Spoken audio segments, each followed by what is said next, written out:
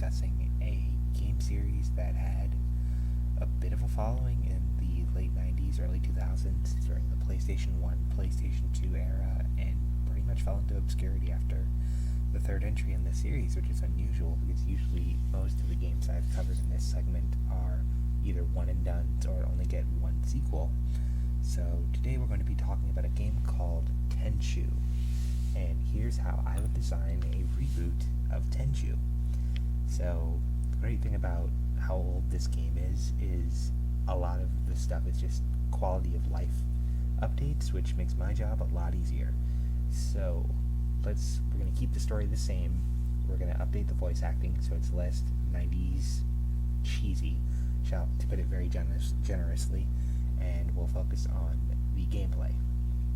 So Tenchu was a stealth game that was focused on assassinating targets in various feudal Japanese locales, such as villages, caves, the works, really.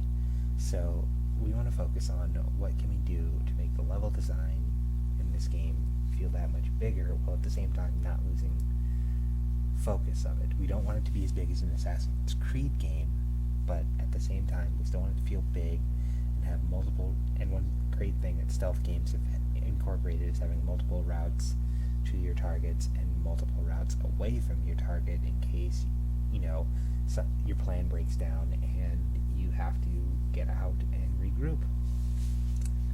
So we're going to use a little bit of Assassin's Creed design, sort of like Assassin's Creed 2. The way that game was laid out, it's based off an actual city, obviously. So it would make sense that it has, a lot of places to hide, regroup, recover. And at the same time, we want to tighten it up. So we're going to trim about 20% off of Assassin's Creed's map. And we're going to have the various missions occur throughout the city at different places at different times. So we're including a day-night cycle. We're also going to be including a map feature for pretty obvious reasons, so you don't lose track of yourself that easily.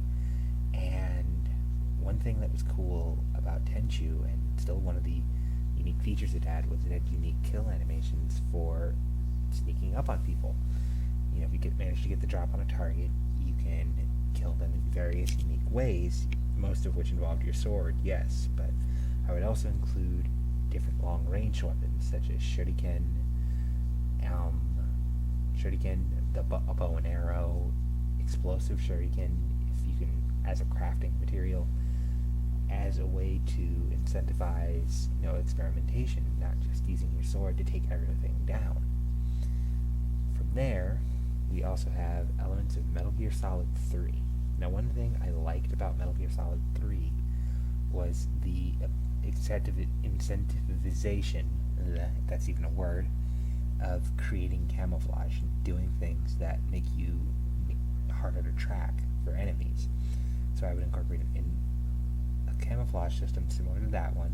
If you're in a foresty area, let's say, you can go in and utilize the leaves and whatnot and make them into dyes and powders and all that jazz.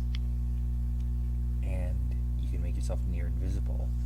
While at the same time, if you're in a city area during the daytime trying to assassinate someone, you obviously can't look like you just crawled out of a hippie's wet dream. You can have a disguise mechanic,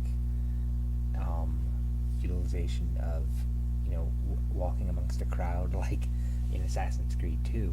So, as a way of hiding yourself and as a way of escaping. So, yeah, that's what I would do in terms of design for Tenchu if it was remade. From a plot standpoint, I would pretty much retell the story of the first game, maybe add more character development that was missing in the initial game's release, and that's really about it. Maybe include the classic game in a package along with it. And yeah, that's how I would remake Tenchu Stealth Assassins for the PlayStation 1 now. What do you think I should have added, should have taken away? Leave it in the comments below. With all that being said, I am Hiromi Alucard. I do hope you enjoyed this video. Please like, share, and subscribe if you want more. I must go. My planet does need me.